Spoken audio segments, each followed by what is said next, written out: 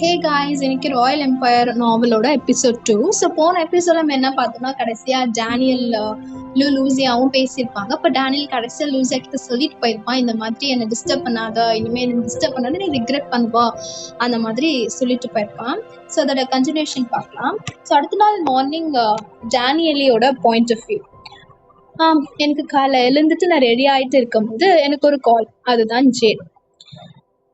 சரி சரி நீ காலேஜுக்கு வந்துட்டியா, எப்போ மீட் பண்ணணும்னு சொல்ற அப்படின்னு கேட்டேன். நீ எப்போ ஃப்ரீயா இருக்கியோ அப்போ ஓகே டேனியலி, நம்ம லாஸ்டா பேசணும்ல, அது உனக்கு ஞாபகம் இருக்கா? நான் அதை பத்தி தான் உன்கிட்ட பேசணும்னு இருக்கேன். அதுவா ஜேன், ஆனா நான் என்னோட ஆன்சர் நான் அன்னைக்கே உன்கிட்ட நான் சொல்லிட்டேன்ல, அப்ப ஏன் திரும்ப பேசணும்னு கேட்குறேன்?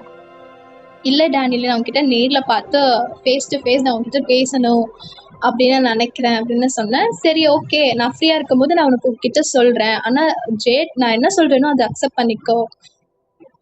சரி ஓகே டேனியலி, நான் என்ன சொல்றேன் நான் அக்செப்ட் பண்ணிக்கிறேன், நான் ஃபோன் வைக்கிறேன் அப்படின்னு சொல்லிட்டான். அப்போ சிலியா வந்து யாரு ஜேடா அப்படின்னு என்கிட்ட கேட்டான். அவனே தான் அப்படின்னு சொன்னதுக்கு சிலியா எதுவுமே ரிப்ளை பண்ணாம அவ ஏதோ திங்க் பண்ணிட்டு அப்படியே சோஃபால போய் உட்காந்துக்கிட்டான். அப்போ தானியா, எலி நம்மளோட நெக்ஸ்ட் டான்ஸ் வீடியோக்கு ப்ராக்டிஸ் பண்ணலாமா, நம்மளோட ஃபேன்ஸ் எல்லாம் அப்டேட் கேட்குறாங்கன்னு சொன்னான். ஆமா, இது புதுசா இருக்கு.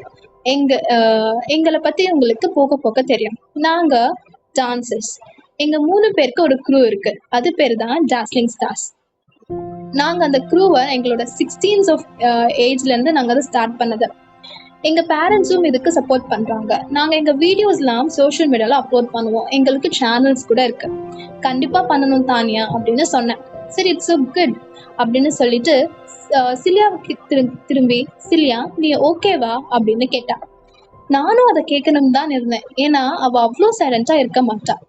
என்னாச்சு சிலியான்னு தானியா சிலியா கிட்ட கேக்குறா. அது எடி தானியா, அவன் இப்பெல்லாம் ரொம்ப வியர்டா இருக்கான். அவன் கால்னா டெக்ஸ்ட் பண்றதே கிடையாது முன்ன மாதிரி.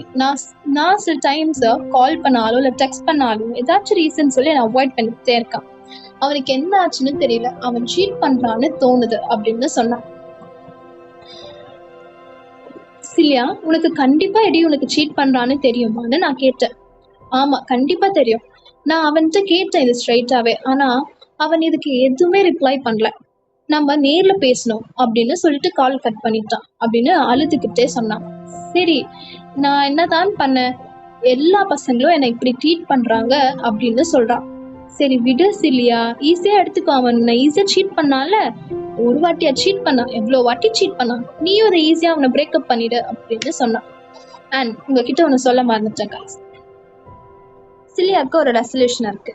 அவதான் போய் யாரா இருந்தாலும் இட்ஸ் ஓவர் அப்படின்னு சொல்லணும்னு சொல்லிட்டு, ஏன்னா இதுக்கு முன்னாடி அவ 2 பசங்களை லவ் பண்ணா. ஸோ 2 பேருமே அவகிட்ட வந்து சொன்னதுனால ஸோ இனிமே நான் தான் சொல்லணும்னு சொல்லிட்டான். சரி பேக் டு ஸ்டோரி. இதனால நானும் தானியாவும் சரி விடு சிலியா, ஈஸியா எடுத்துக்கோ அப்படின்னு சொல்லி நாங்களும் அவளை கன்சோல் பண்ணி சரி பண்ணோம். அதுக்கு சிலியா, சரி நான் என்ன பண்றேன், அவன்கிட்ட போய் நானே நம்ம பிரேக்கப் பண்ணிக்கலாம் அப்படின்னு சொல்லிடுறேன் அப்படின்னு சொன்னான். சரி அப்படின்னு சொல்லி நானும் தானியாவும் சொன்னோம். அப்போ நாங்க கிளம்புறதுக்கு முன்னாடி சிலியாவும் சொன்னான், ஏய் உங்களுக்கு 2 பேருக்கு ஞாபகம் இருக்கா, இன்னைக்கு அந்த மாடல்ஸ் எல்லாம் வராங்க அப்படின்னு சொன்னான். தானியா அதுக்கு யார் அந்த மாடல்ஸ் அப்படின்னு சொன்னான். ஏய் Daniel, Jay and Rody, famous handsome American models அப்படின்னு சொன்னான்.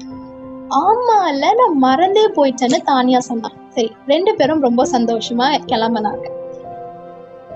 அடுத்து இப்போ லூசியாவோட பாயிண்ட் ஆஃப் வியூ. கேஃபிடேரியால இருக்காங்க. ஆனா லூசியா, அவன் தான் அவ்வளவு கோல்டா இருக்கால, நீ எப்படி அவனை கரெக்ட் பண்ண போறேன்னு பெனி கேட்டான். இங்க பாருங்க, நான் அவனை எப்படியாவது கரெக்ட் பண்ணிடுவேன் guys, relax, it's me Lucia அப்படின்னு சொன்னேன். அது சரி சரி, நீ இந்த ஜெனரல் கேஃபேல சாப்பிட மாட்டியே, எப்பயும் வீட்டுல தானே சாப்பிடுவ, உனக்கு தான் இங்க பிடிக்காதே, என்னாச்சு திடீர்னு அப்படின்னு கேட்டா. ஆமா என்ன இது புதுசா அப்படின்னு பெண்ணியும் கேட்டா. இருங்க காய்ஸ், உங்களுக்கு புரியும் அப்படின்னு சொன்னேன். அப்படி சொல்லிட்டு என் பார்வை ஒருத்த மேல விழுந்துச்சு. அவன் தான் ஜேட், ஹேண்ட்ஸம் பாய் ஃப்ரம் ஆப்பிரிக்கா. இவன் இந்த டேனியலி பின்னாடியே சுத்துற பையன். இவன் தான் எங்க கிளாஸ்லயே டாப்பர். எனக்கு இந்த டேனியல் பொண்ணே பிடிக்காது. Jade 3rd year student, biochemistry department. அவனும் ஒரு பாப்புலர் காய் இந்த கேம்பஸ்ல, பொண்ணுங்களாம அவன் பின்னாடியே சுத்தம்.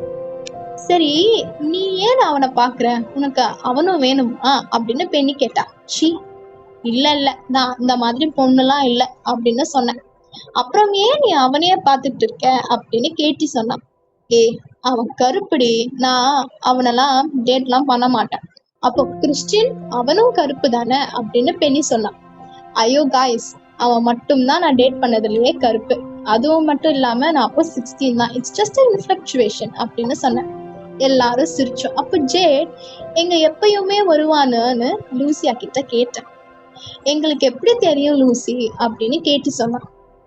சரி கேர்ள்ஸ், நான் உங்ககிட்ட இதுக்கு ரீசன் சொல்றேன். நீங்க சில டைம் இங்க வந்திருக்கீங்கல்ல, அப்போலாம் அவன் வந்திருக்கானா இங்க அப்படின்னு கேட்டேன். நான் பார்த்திருக்கேன். லாஸ்ட் இயர் அவனை 2 times நான் வந்திருக்கேன். அப்போ 2 timesமே நான் அவனையும் இங்க பார்த்திருக்கேன் அப்படின்னு சொன்னான். அப்போ சரி கேர்ள்ஸ், ரெடியா இருங்க, இனிதான் இன்ட்ரெஸ்டா இருக்க போகுது அப்படின்னு லூசியா சொன்னான். சில்லியாவோட பாயிண்ட் ஆஃப் வியூ. நான் என்னோட ஆப்பிள் ஜூஸை குடிச்சிட்டு என் ஃப்ரெண்ட்ஸ்க்காக நான் வெயிட் பண்ணிட்டு இருந்தேன். நார்மலா நாங்க கேஃபிடேரியால சாப்பிட மாட்டோம். எப்பயுமே டேனியலி தான் ப்ரிப்பேர் பண்ணுவா.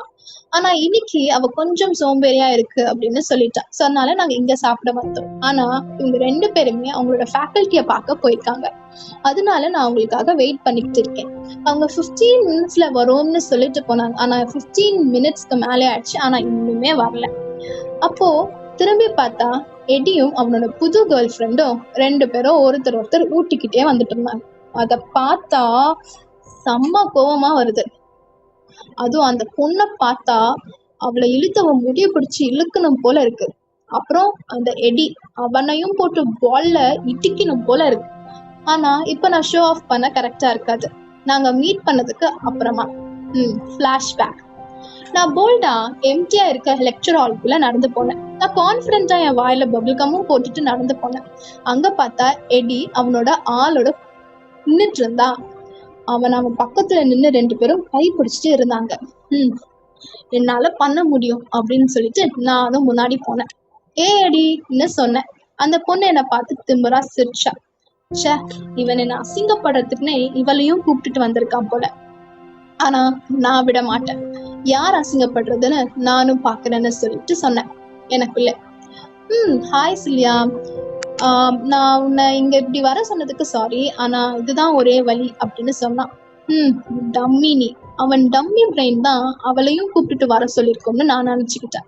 இல்ல பரவாயில்ல எடி அப்படின்னு சிரிச்சுக்கிட்டே சொன்னேன். சரி என்ன, சீக்கிரம் சொல்லு, எனக்கு நிறைய வேலை இருக்கு அப்படின்னு சொன்னேன். இருக்கும் அப்படின்னு சர்காஸ்டிக்கா அந்த பொண்ணும் சொன்னான். அதுக்கு நானும் அவளை முறைச்சேன். சரி, கொஞ்ச நாளா எனக்கு இந்த ரிலேஷன்ஷிப் செட் ஆகாது அப்படின்னு எனக்கு முன்னாடியே தெரிஞ்சிச்சு சில்லியா.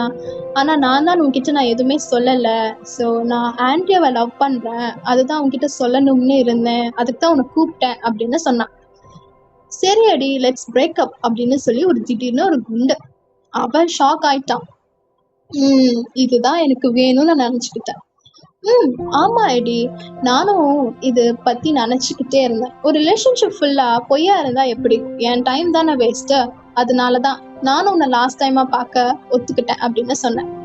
கவலைப்படாத எடி, நான் மூவ் ஆன் ஆயிட்டேன்னு சொல்லும் போது அவன் இன்னும் ஷாக் ஆயிட்டான்.